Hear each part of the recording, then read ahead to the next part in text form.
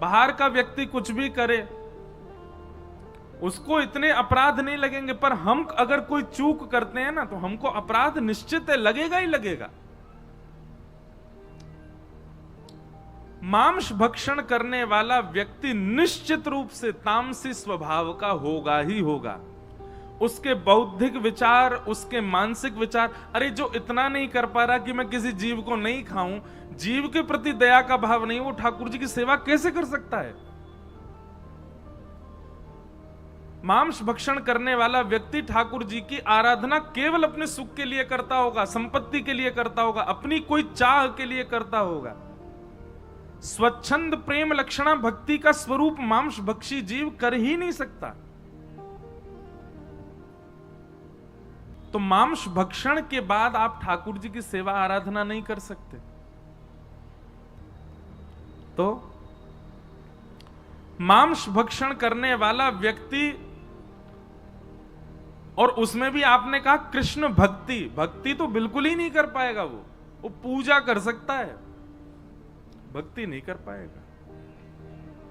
उसका स्वभाव, उसका स्वरूप, और ऐसी कैसी कृष्ण भक्ति कर रहा है कि कृष्ण भक्ति करने के बाद भी उसके चित्त से मांस सेवन की इच्छा ना नष्ट हो।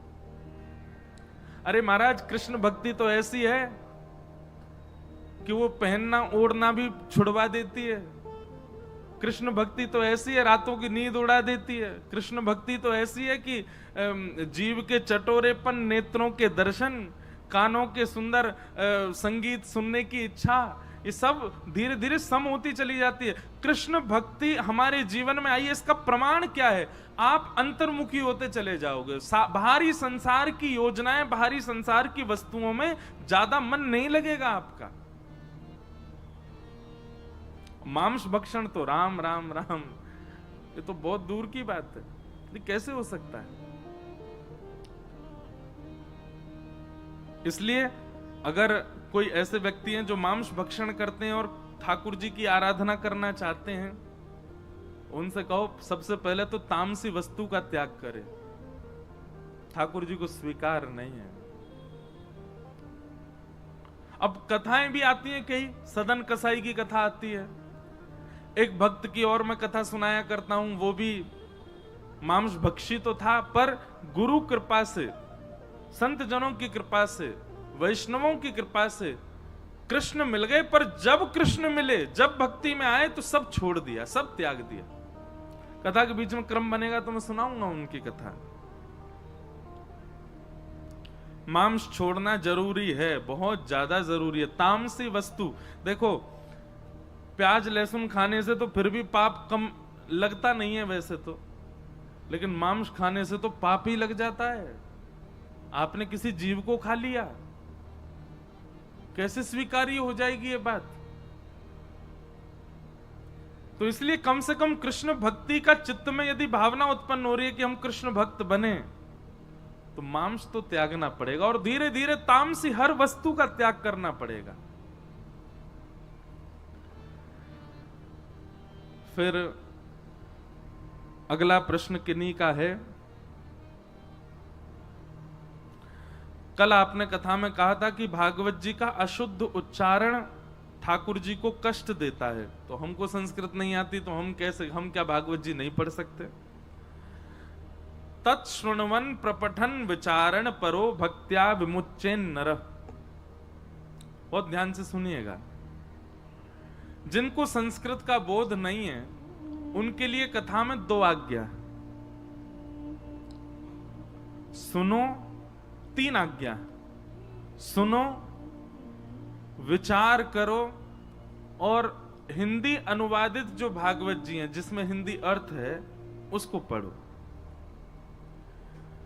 उसको आप पढ़ सकते हैं, पर संस्कृत श्लोक का उच्चारण करो तो फिर तो गुरुमुख होकर के, गुरुजनों से आज्ञा लेकर के शुद्ध ही करो। नहीं तो भागवत जी के पाठ से भी ज्यादा लाभदायी होती है भागवत जी का श्रवण, और श्रवण से भी ज्यादा लाभदायी होता है जो सुना उसका निरध्यासन, उसका विचार, उसका चिंतन।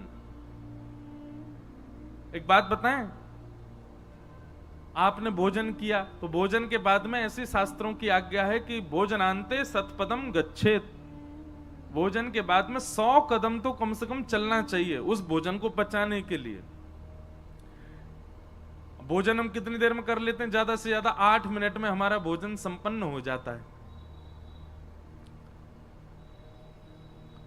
8 मिनट के भोजन के पश्चात 100 कदम चलने की आज्ञा करते हैं। 4 घंटे का आप लोग भोजन कर रहे हो, एक प्रकार से ज्ञान को ग्रहण कर रहे हो, तो इसके बाद में कितनी देर आपको पचाने के लिए चाहिए होना चाहिए? एक दिन की कथा 4 घंटा आपने ज्ञान ग्रहण किया, कम से कम उसका कम से कम नहीं तो 5 से 6 घंटे का चिंतन होना चाहिए। आज एक एक वाक्य जो भी व्यासपीठ से महाराज जी कह रहे थे उसका क्या अर्थ निकलेगा, उसका क्या भाव बनेगा, उसके पीछे उद्देश्य क्या है, उसका चिंतन करो। चिंतन यदि नहीं होगा ना तो आप जीवन में उतार नहीं पाओगे, सुनने तक सीमित रह जाएगी बात। तो इसलिए अगर आप पाठ नहीं कर सकते संस्कृत में तो कथा सुनो, कथा का चिंतन करो, और पाठ करने का बहुत ही मन है तो फिर हिंदी अनुवादित पढ़ो, लेकिन वो पाठ नहीं माना जाएगा, वो केवल और केवल सामान्य अध्ययन स्वाध्याय माना जाएगा। फिर आपने दूसरा प्रश्न किया कि आत्म राम जी ने भागवत का अध्ययन प्रथम स्कंद के बजाय दसम स्कंद से क्यों? आत्म राम जी नहीं है, वो आत्मदेव जी हैं। श्रीमद् भागवत के महात्म जो कथा आती है वो आत्मदेव जी, आत्मराम नहीं है। उन्होंने दसम स्कंद से पाठ प्रारंभ किया, दसम, एकादश, द्वादश, और फिर उसके बाद में पुनः 1 से प्रारंभ करके 10 तक, ऐसा उन्होंने पाठ किया, ऐसा भागवत जी में वर्णन है। क्यों किया?